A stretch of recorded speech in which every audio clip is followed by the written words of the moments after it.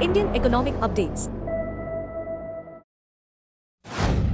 India's Ministry of Defence has rolled out a 15-year technology perspective and capability roadmap, committing massive investments across land, sea, air, space, cyber, and electronic warfare to boost multi-domain combat readiness and deterrence. The plan, reinforced at the RAN Samvad 2025 seminar where Defence Minister Rajnath Singh released the Joint Doctrine for Multi-Domain Operations, emphasizes integrated warfare, jointness, preparedness, and self-reliance under the Make in India drive. Anchored firmly in self-reliance, this roadmap outlines acquisition and development plans for over 200 sophisticated systems, including nuclear propulsion for warships, next-generation battle tanks, stealth unmanned aerial vehicle, hypersonic missiles, laser and electromagnetic weapons, and advanced drone and anti-drone systems, serving as a foundational guide for domestic industry and research and development institutions. The Navy's transformational trajectory includes deploying 10 nuclear propulsion systems for new aircraft carriers and surface combatants, potentially extending India's carrier fleet, and equipping them with electromagnetic aircraft launch systems and warship classes including destroyers, corvettes and autonomous underwater vehicles. Meanwhile, the Army is set to retire legacy platforms in favor of 1,800 future-ready combat vehicles and 400 high-altitude light tanks, integrated seamlessly into networked formations with unmanned aerial vehicles, loitering munitions, robotic counter-IED systems, and advanced precision munitions, emphasizing hybrid warfare readiness. In the skies and beyond, the Air Force will extend its intelligence, surveillance, target acquisition, reconnaissance and strike envelope through platforms such as stratospheric airships, high-altitude pseudo-satellites, stealth unmanned aerial vehicle, and directed energy systems like tactical high-energy lasers, underlining India's push into futuristic aerial and space-based warfare. A formidable offensive edge comes with plans for over 500 hypersonic missiles powered by scramjets, complemented by detection systems for incoming threats, drawing on breakthroughs like the indigenous Extended Trajectory Long-Duration Hypersonic Cruise Missile, which boasts Mach 8 speeds, 1,500 km range, and radar-evading flight paths. Beyond hardware, the roadmap reinforces vital cross-domain resilience, with investments in AI-enabled cyber tools, quantum communications, satellite servicing and refueling, modular sensors, multiple global navigation satellite systems, and electronic denial zones, cementing an integrated battle network across space, cyber, and cognitive fronts.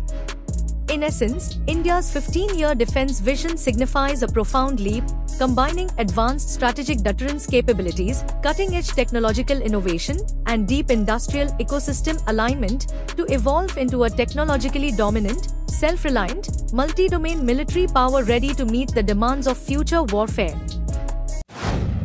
At the Semicon India 2025 summit, Prime Minister Narendra Modi declared that India is set to secure a major share of the burgeoning global semiconductor industry, currently valued at around $600 billion and projected to reach $1 trillion in the near future.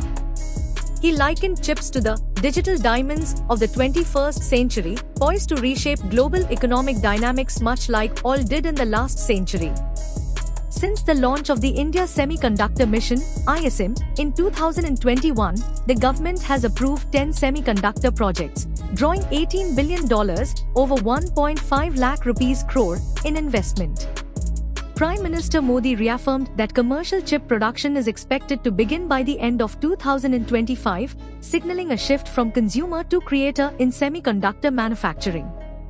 A major highlight of the summit was the unveiling of India's first fully indigenous 32-bit microprocessor, Vikram 32, developed by ISRO's Semiconductor Laboratory and presented to the Prime Minister by Electronics and IT Minister Ashwini Vaishnav.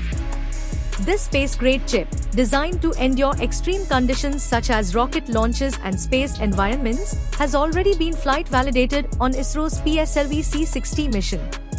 Regional innovation also took center stage. In Assam, the Tata OSAT chip, focused on packaging and optimization, and NIT Silchur's Neural Amplifier front-end IC were launched, highlighting the Northeast's growing role in semiconductor assembly and medical tech applications. In Odisha, NIT Rourkela and PMEC introduced 3 indigenous chips, including encryption and biomedical integrated circuit, and a hardware-accelerated multiplier integrated circuit for face recognition use, reinforcing the Atmanirbhar Bharat vision. Further bolstering deep tech innovation, the India Deep Tech Alliance launched a $1 billion venture capital fund targeting semiconductor, space, defense, biotech, and digital economy startups, backed by leading firms such as Accel, Bloom Ventures, and Premji Invest. With infrastructure-backed semiconductor parks, streamlined single-window approvals, design-linked incentives, and robust research and development support, India's comprehensive semiconductor strategy is rapidly taking shape. If execution keeps pace with ambition, the nation may well emerge as a pivotal global semiconductor force, with its digital diamonds shining on the world stage. India, boasting the world's fourth-largest railway network, is undergoing a profound transformation. Modern passenger trains, eco-innovations like hydrogen propulsion, sprawling freight corridors, and infrastructure upgrades are collectively repositioning railways as the backbone of the nation's economic and environmental future. Vande Bharat Express, the passenger train revolution, the flag-bearer of speed and comfort. Since its 2019 debut, the Vande Bharat Express has become emblematic of India's semi-high-speed ambitions, touching speeds of 160 km per hour. Its chair-car variant excels on high-traffic intercity routes, while the sleeper version, with ergonomic berths, automatic doors, and rapid acceleration, offers comfort that rivals Rajdhani services. The government's approval of 200 new Vande Bharat trains, including extended 20-coach formations, will significantly scale capacity and accessibility.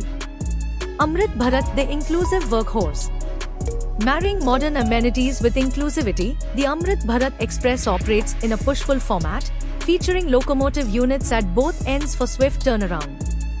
With 22 coaches combining sleeper and unreserved classes and equipped with CCTV, charging ports, and improved interiors, it offers accessible modernization. The 2025-26 expansion includes 100 additional sets, widening its reach to millions of long-distance travelers. Namo Bharat Regional Rapid Transit. India's first RRTS, Regional Rapid Transit System, Namo Bharat, currently serves the Delhi-Meerut corridor. Built by Alstom, under Make in India, these high-performance units operate at 160 to 180 km per hour, powered by advanced ETCS to signaling and LTE-based ATO systems. With 50 more train sets approved, Namo Bharat is poised to deliver metro-level speed to suburban and regional corridors. The bullet train vision defining high-speed India. At the pinnacle of high-speed ambitions, the Mumbai-Ahmedabad high-speed rail, based on Japanese Shinkansen technology, will clock speeds of 320 km per hour, trimming travel time to under 3 hours. India is also developing indigenous high-speed train sets capable of 280 km per hour, built locally at substantially lower cost. Approved corridors like Delhi-Kolkata underline the intent to elevate long-distance rail to world-class standards. Green innovation, hydrogen trains and sustainability driving change. India is taking its claim in green rail travel. The country's first hydrogen-powered train, developed at ICF Chennai, is set for deployment on the Jind-Sonipat route. Equipped with a 1,200 HP engine, it stands as the most powerful of its kind globally. The project includes 35 such trains under the Hydrogen for Heritage initiative, targeting heritage and hilly routes, with costs per train and infrastructure estimated at 80 crore rupees and 70 crore rupees respectively. Trials and load tests have been successfully conducted. Green hydrogen is explicitly being prioritized by policymakers to reduce fuel costs and carbon emissions across transport sectors. Dedicated Freight Corridors, DFC. Freight and passenger traffic have long competed for rail space. Now, India's eastern DFC, Ludhiana-Dankuni, 1,839 km, is fully operational, and the western DFC, Dadri-JNPT, 1,506 km, is nearing completion, both corridors electrified, supporting double-stacked containers and reducing transit congestion. These segregated tracks bolster freight efficiency, freeing up passenger lines for faster services. Proposed mega corridors such as the East-West DFC, Dankuni-Palghar, 2,000 kilometers, and East Coast DFC, Kharagpur-Vijayawada, 1,100 kilometers, will integrate with multimodal logistics parks, streamlining flows of coal, minerals, steel, and more. Projects like the 100-acre multimodal logistics parks near Varanasi, linked via rail and inland waterways, exemplify this seamless cargo transfer model. Freight growth indicators highlighting its growing momentum, Indian Railways posted an 8.5% rise in freight loading between April and August 2025, even amid heavy seasonal rains. The South Western Railway Zone registered record-breaking earnings in August, 418 crore rupees from freight alone, with a 26% increase in load, underlining strong industry uptake. The government's 2025-26 budget, with an allocation of 2.5 lakh rupees crore, signals a decisive push toward railway modernization. The focus spans high-speed passenger services, freight infrastructure, and green innovations, ensuring that India's railways are not just keeping pace with the future but actively shaping it. This transformation is sweeping in both scale and depth. Passenger services, from Vande Bharat to hydrogen trains, are being reimagined for speed, safety, inclusivity, and environmental responsibility. Freight logistics, meanwhile, is undergoing a structural redesign through dedicated corridors, multimodal integration, and close alignment with industrial growth. Together, these developments underscore that India's railways are no longer merely a legacy system.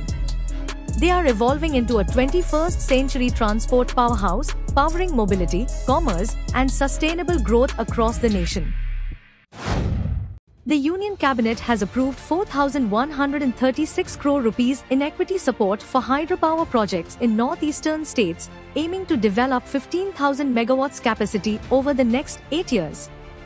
The funding will cover up to 24% of equity in these projects through joint ventures with the centre, under a scheme running from FY25 to 32.